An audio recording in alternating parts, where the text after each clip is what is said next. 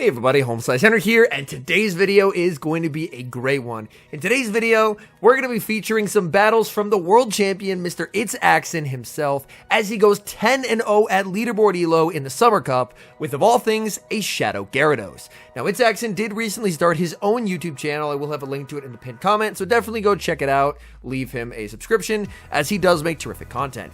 But the team he ran was Shadow Gyarados, Shadow Quagsire, and Skeleturge, and he went on a rampage with the team, 16-4 overall, ending it with a perfect 10-0 run.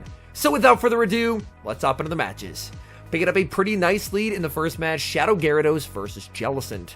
Jellicent is going to be able to make it to the Shadow Ball. Shadow Ball would do a ton of damage, but here's the thing. Jellicents love to bait, so we see a bait call. Opponent tries to snipe with the Charjabug, but Charjabug will immediately be punished with Skeleturge.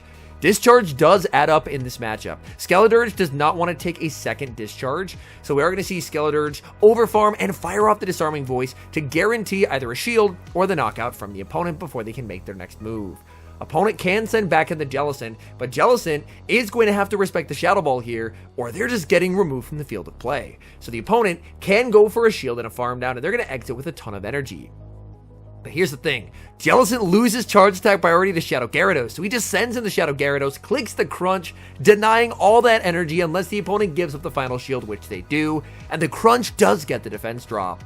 Just gonna save 2 shields for Shadow Quagsire in the back. It's a Shadow Typhlosion, and this game is over. Opponent is gonna fire off the Thunder Punch. Thunder Punch is going to be single resisted, and Shadow Quagsire can massively overfarm, firing off this move one mud shot before the opponent makes it to their next charge attack. That's gonna pick up the KO.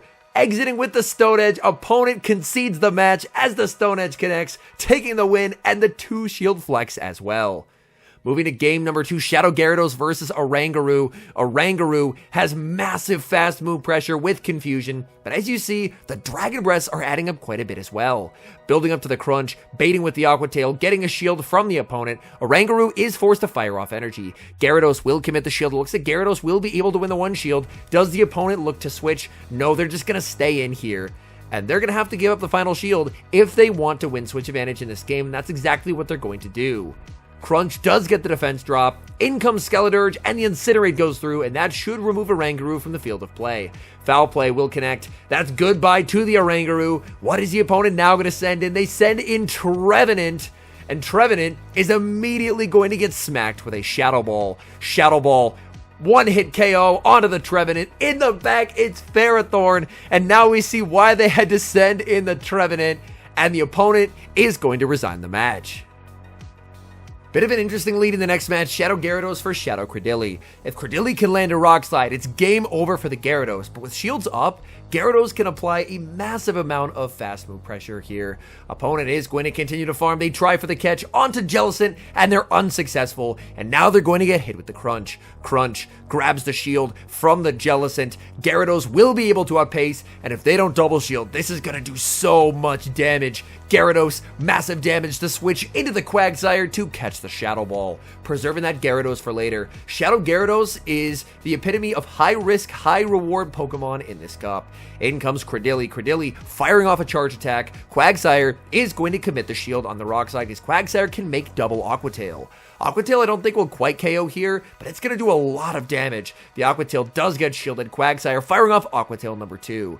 This will be close. Can Credilli hang on? Credilli able to survive. Is it 1 Dragon Breath range? Yes, it is. Down goes Credilli. In the back is Toxapex, and this game is over. Keeping that shield, preserving the ability to keep this Shadow Gyarados alive is going to pay massive dividends, as now Gyarados lands a Crunch, and that puts it perfectly into Shadow Ball range. They can go for the Brine, but Brine is a very weak move. Skeleturge, unfazed, making it to the Shadow Ball. Shadow Ball into the Toxapex, picks up the KO, and that's a win.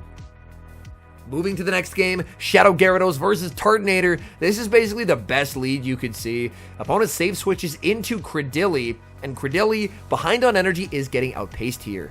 Aqua Tail fired off. Credilli is going to no-shield. We're now going to see a switch into Skeleturge, and Skeleturge is going to no-shield the first Rock Slide. Skeleturge can go for a 1-shield farm down play here, as of course the next Rock Slide would very easily KO, but now Skeledirge can exit with a lot of energy, and this energy is going to be pretty threatening to Turtonator. Turtonator, Incinerate as the fast move, not going to be able to farm down very easily, so the opponent is going to send in their third, which is going to be Jellicent. The Shadow Ball does get shielded, not going to survive 2 more bubbles, so just going for the Disarming Voice. Disarming Voice will be no shielded, as at 100 energy, you cannot hold 2 Shadow Balls, but you can hold a Shadow Ball plus a Disarming Voice. In comes the Shadow Quagsire, and again, saving shields for that Shadow Gyarados. Shadow Gyarados can be so deadly, but it needs shields to protect itself because it is so frail. Going for an Aqua Tail bait here. Does the opponent call it here? They shield. Quag makes the Stone Edge. That's going to be good night for this Jellicent.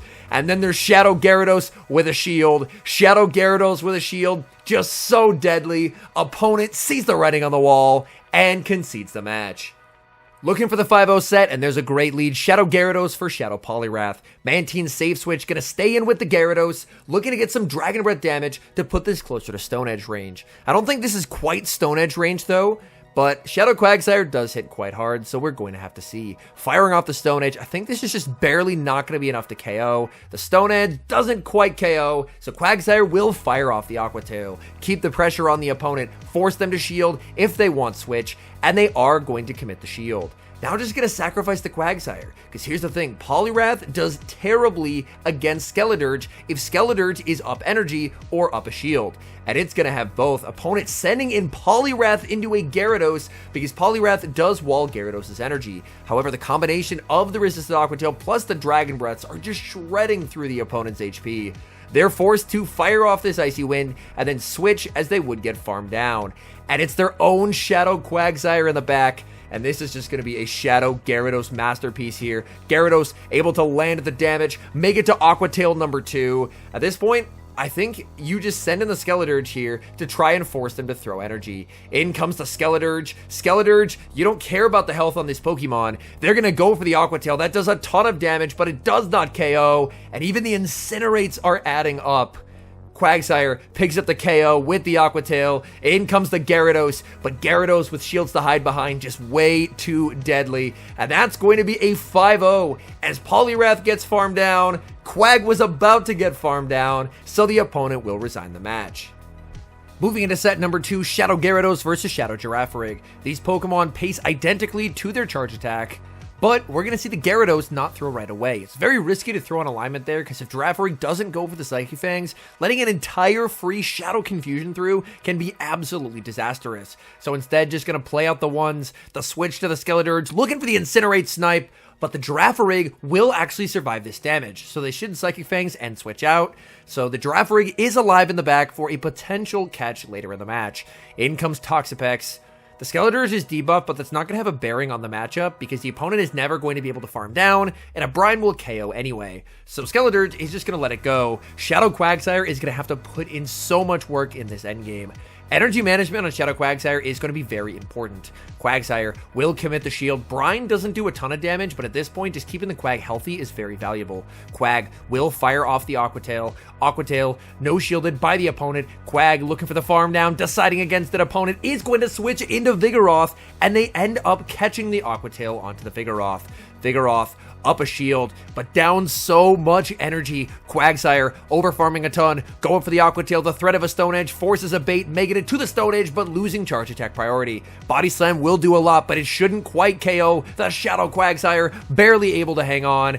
And this Stone Edge is going to do a ton of damage. Stone Edge connects. Shadow Gyarados gets the snipe. Everything is so low for the opponent. The Toxapex, one Dragon Breath KOs, and the Dragon Breath KOs Girafarig as well. Shadow Gyarados farming down 3 Pokemon in quick succession to take the win. Moving to the next match, we have the Battle of Water Flyers, Shadow Gyarados versus Pelipper. Gyarados is going to strike first with an Aqua Tail bait and successfully grab a shield from the opponent. Gyarados never respecting the nuke. Opponent is going to bait with the Weather Ball. People just love baiting this Pokemon.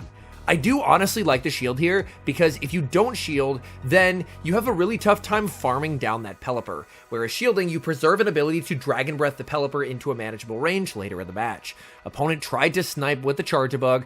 Again, as the Skeletorch in this matchup, you will have to fire off a charge attack, because a second discharge plus the Volt Switches will KO. In the back, it's going to be a Diggersby, and this is looking incredibly good for the Shadow Quagsire in the back. Disarming Voice is going to connect. Skeletorch trying to make it to another Disarming Voice, but the opponent says no, and they will pick up the knockout with the Fire Punch. In comes Shadow Quagsire. Quagsire just going to fire off the Aqua Tail right away, winning charge attack priority over Diggersby. Aqua Tail is going to do a significant amount of damage, and this Diggersby is very low on HP. Quag can very safely no-shield the Scorching Sands, the switch into the Pelipper, and Pelipper, this is the moment. The reason why that shield was used on Gyarados earlier in the match, because look at the Dragon Breath damage. The Dragon Breath's able to put a ton of pressure onto the Pelipper. This is charge attack priority, so Quagsire can shield, understanding that the opponent is not going to be able to fire off any more energy because the Aqua Tail will pick up the KO.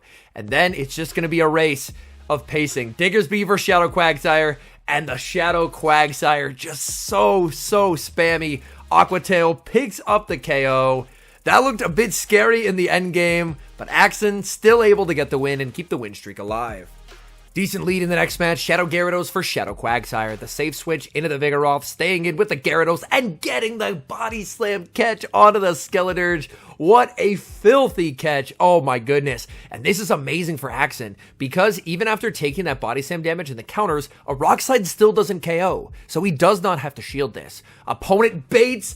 Oh no. Everything that can go wrong is going wrong for the opponent right now. This is an absolute nightmare. Disarming Voice picks up the KO. Back in comes the Shadow Quagsire, but Shadow Ball from Skeletorch does a ton of damage here. Shadow Ball will be shielded, and Skeletorch can make another one unless the opponent fires off an Aqua Tail. That's exactly what they're going to do. Axen doing what he often does with his team, saving shields for that Shadow Gyarados. Shadow Gyarados is just absurdly oppressive with shields to hide behind. So very careful shield management definitely feels important. In the back, it's a Abomasnow, and Abomasnow normally would be a pretty big problem with Skeletorch gone, but the Gyarados energy is about to go absolutely wild in this endgame. This crunch into the Abomasnow nearly picks up the KO, tries for a catch of a Weather Ball. Opponent holds onto the energy and makes it to an Energy Ball. Can we see a Mud Shot down? Yes, we can. Abomasnow gets Mud Shotted down. Absolutely brutal. And the win streak moves to 8. Shadow Gyarados versus Pidgeot. If it's the non-Shadow Pidgeot that it is typically on a Feather Dance and Brave Bird, it's mainly the Shadow that runs Aerial Ace. We already see the shield from the opponent. Shield often means they're going to Feather Dance. Axen's going to call it and gets the call right. We're now going to see a switch to the Quagsire. Quagsire just going to go for the Aqua Tail. This is some very valuable damage, so he can potentially farm it down with either Incinerate or Dragon Breath later in the match. The opponent massively overfarms with the Pidgeot. This is such a tough call to make. Commits the shield. It's the Feather Dance. That is unfortunate, but even at -2, this Aqua Tail will be enough to knock out.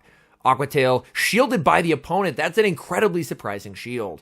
Quagsire losing charge attack priority, just gonna let the Quagsire go as Brave Bird picks up the knockout. There's still a very healthy Skeletorch and a shield advantage in the back. Farming down with the Gyarados, we know how valuable energy is on Gyarados. Gonna switch into the Skeletorch. In the back, it's Turtonator, and I don't think Turtonator's gonna have a fun time here. Turtonator, these Incinerates not doing a whole lot of damage, going for the Disarming Voice first, and now just needing to make it to a Shadow Ball. We're gonna see the shield from the Skeletorch as Turtonator goes for the Dragon Pulse. Skeletorch over farming. Shadow Ball does more than a Disarming Voice, so I believe it should be enough to KO, and it is. Back in comes the Vigoroth. Vigoroth, this is a range where Rock Slide will KO, so the opponent gets the maximum overfarm. Rock Slide picks up the KO. It's all up to Shadow Gyarados. Gyarados has energy, making the crunch. Will this KO? Crunch gets them low, and the Dragon Breath farm down. That game looked very scary in the mid-game, but it still ends in a win.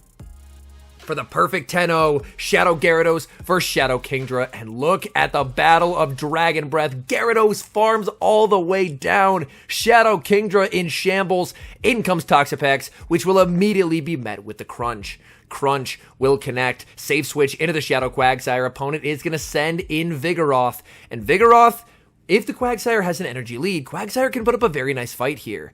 The Aqua Tails can't quite two-shot, but with the Mud Shots, it does get very, very close. Quagsire is going to now be hit with the Body Slam. Quag, over a Stone Edge worth of energy, going to fire off the Aqua Tail. The Aqua Tail does get the shield from the opponent, make it into another Aqua Tail, and now we're going to see a no shield by the Quagsire. Quagsire did its job, and now in comes Skeledirge. Skeledirge, with energy, will be able to apply a tremendous amount of pressure onto that final Pokemon of the opponent, and there it is, the Toxapex returning from earlier. Full sending the Shadow Ball, baiting, and the opponent no-shielding does feel like a lose con, so Axen not going to let that happen. And by shielding the Rock Slide, he's not in a range where a Brine will KO. He still has a shield, so he can afford to shield the Brine, but even if the opponent does get there, that's not going to be a problem for him, because a Brine will not KO from this health range. The Shadow Ball will connect, making it to the Disarming Voice, and that's going to be good night to this Toxapex. All that's left in the back is the Vigoroth, but the Vigoroth just does not have the energy. Skeledirge gets the farm down,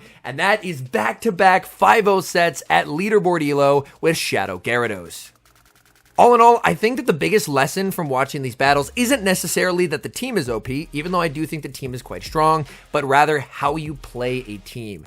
Throughout these battles, Axen was extremely mindful as to when he would use his shields. He was very, very careful with that, oftentimes switching out catching moves onto his back Pokemon to try and save those shields for the Shadow Gyarados. Because Shadow Gyarados, while it's an extremely difficult Pokemon to use due to how frail it is, in Axen's hands, it looks extremely deadly because of how well he was able to play those games. So, will I say that anyone can pick up this team and instantly go 10-0? No. But what I will say is by watching these battles, I'm hoping that people will be able to see the very precise plays that Axen is able to make and apply that into their own battles. And even if you're running a very different team, thinking about how can I best optimize the Pokemon that I'm using? Where will shields be used the best? And structuring a game plan around that. Because in these battles, that's absolutely what we saw. He was very intentional about where he used his shields, and in certain situations, preserving the Gyarados, like especially in that Pelipper game, understanding that with Mud Shot and Incinerate, it's going to be very painful to try and farm down a Pelipper, but if you preserve an ability to farm down with Dragon Breath later on, that could make your life a lot easier. So overall, big thank you to Axen for submitting these battles. I feel like it's a really good educational moment for battlers who are looking to improve our game, which is honestly a lot of us battlers. We are looking to try and get better. And Axen, as I mentioned at the start, does now make YouTube content, a lot of it focused around educational content about improving your battling, and who better to learn from than the world champ. So if you haven't already, there should be a pinned comment down there. Go check him out and leave him a subscription because he's an invaluable resource to learn from. Anyways, thank you guys so much for watching. If you're enjoying the content, make sure to leave a like and subscribe to the channel if you haven't. And a special thank you as always to our members here on YouTube. The support you guys provide is sincerely appreciated. So thank you guys oh so very much. And until next time, I've been HomeSliceHenry.